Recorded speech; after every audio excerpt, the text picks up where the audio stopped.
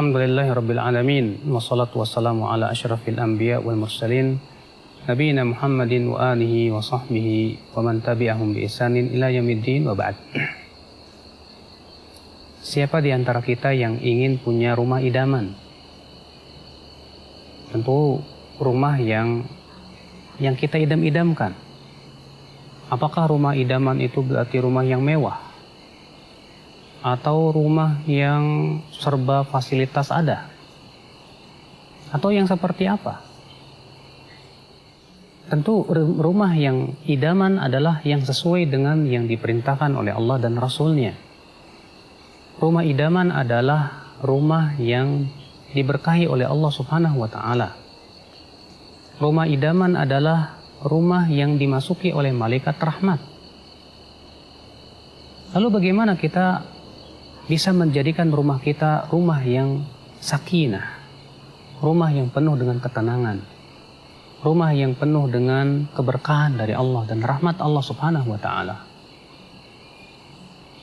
Yang pertama yang harus kita perhatikan ya akhul Islam, jangan sampai rumah kita mengundang para jin dan mengusir malaikat rahmat. Kita ini terkadang lebih suka mengusir malaikat rahmat dan lebih suka mengundang jin. Bagaimana caranya? Itu dengan memajang ya foto-foto bernyawa atau gambar-gambar bernyawa di dalam rumah kita. Coba dengarkan sebuah hadis Nabi SAW. Beliau bersabda, Innal malaikata la tadkhulu baitan fihi kalbun wala surah. Malaikat itu tidak akan masuk rumah yang ada di dalam rumah tersebut anjing dan gambar-gambar yang bernyawa. Subhanallah.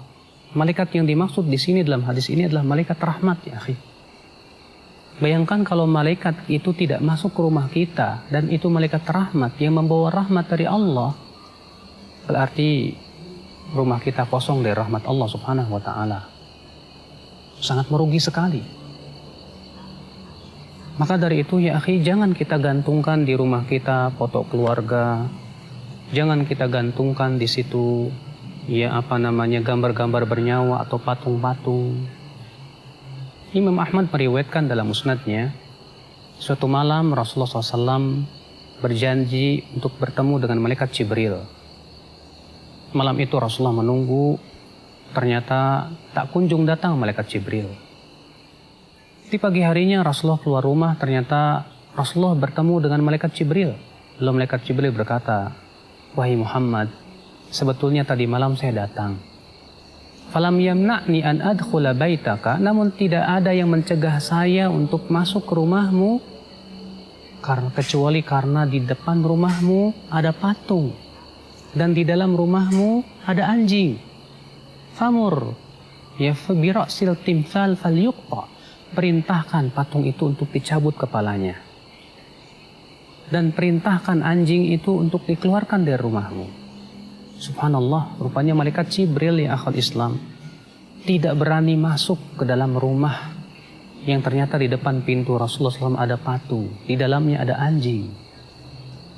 Subhanallah, ikhwatul Islam azani Allah wa iyakum. Merugi sekali kalau begitu, rumah yang tidak dimasuki oleh malaikat rahmat yang membawa rahmat Allah Subhanahu wa Ta'ala.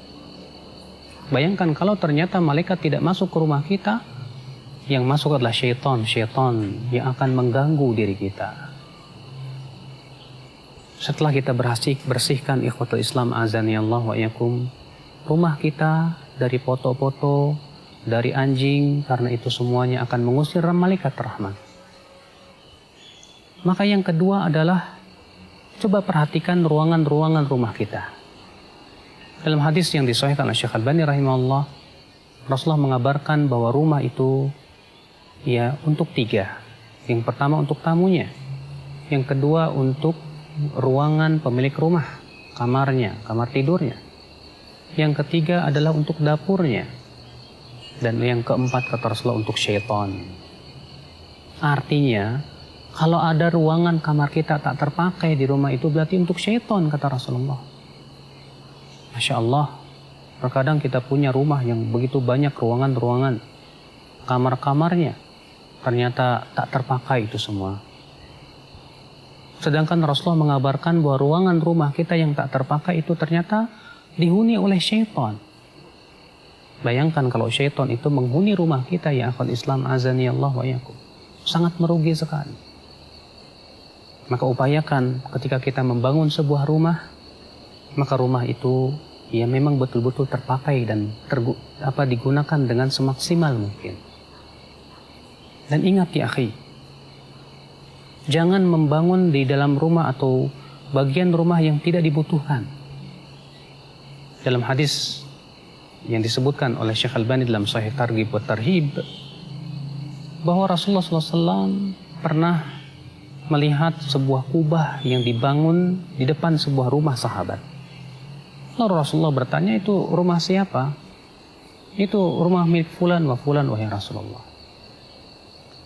Keesokan harinya Rasulullah bertemu dengan sahabat itu dan Rasulullah tidak mau menegur. Lalu kemudian orang itu dilaporkan bahwa Rasulullah SAW bertanya tentang kubah itu. Dan Rasulullah mengabarkan bahwasanya semua bangunan rumah wabal ala sahibihi, menjadi kecelakaan untuk pelakunya.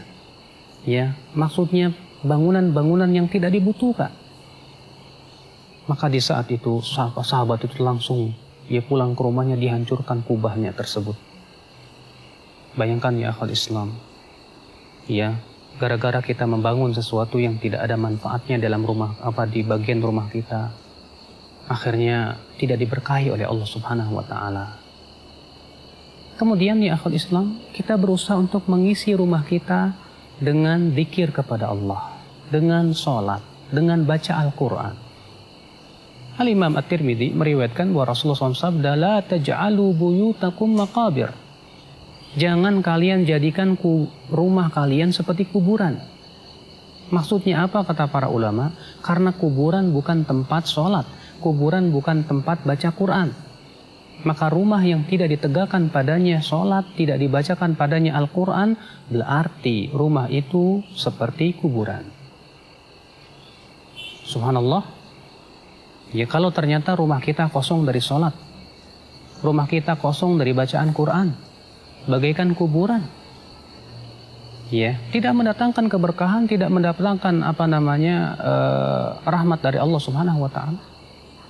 Oleh karena itu Rasulullah SAW menyuruh agar sebagian sholat kita itu berada di rumah. Sholat sunnah, kata Rasulullah, di rumah lebih baik daripada sholat sunnah di masjid 27 kali lipat. Subhanallah, akhal Islam, itu menunjukkan bahwa rumah kita hendaknya diisi dengan sholat. Hendaknya rumah kita diisi dengan membaca Al-Quran.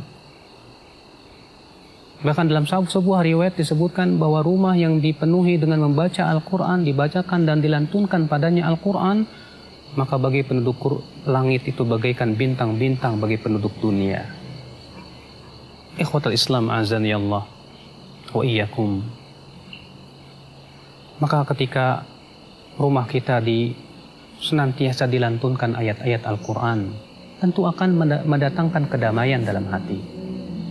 Ketika diisi dengan sholat, tentu akan mendatangkan keberkahan dalam kehidupan, ketentraman di dalam jiwa. Kemudian setelah itu, rumah itu diisi oleh penghuni-penghuni yang bertakwa kepada Allah. Suami yang bertanggung jawab, mendidik anak dan istrinya dengan apa yang Allah ridhoi dan cintai.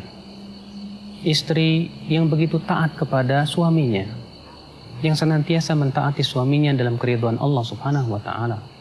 Anak-anak yang senantiasa berbakti kepada orang tuanya. Subhanallah, sebuah rumah yang sangat kita idamkan tentunya. Bukan rumah yang mewah tapi kosong daripada zikir kepada Allah, akan tetapi adalah rumah yang banyak padanya zikir kepada Allah, salat, sehingga akhirnya rumah itu memberikan ketentraman dalam hati, menjadi sebuah rumah bagi kita, surga kita di dunia. Ikhwatul Islam azani Allah wa yakum.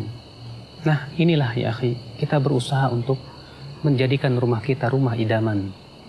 Ya. Yaitu dengan melakukan hal-hal yang diperintahkan oleh Rasulullah SAW. Semoga kita termasuk orang-orang yang senantiasa diberkahi oleh Allah Subhanahu wa Ta'ala di dalam rumah kita, di dalam rumah tangga kita. Ya, demikian pula diberkahi di dalam semua urusan kita.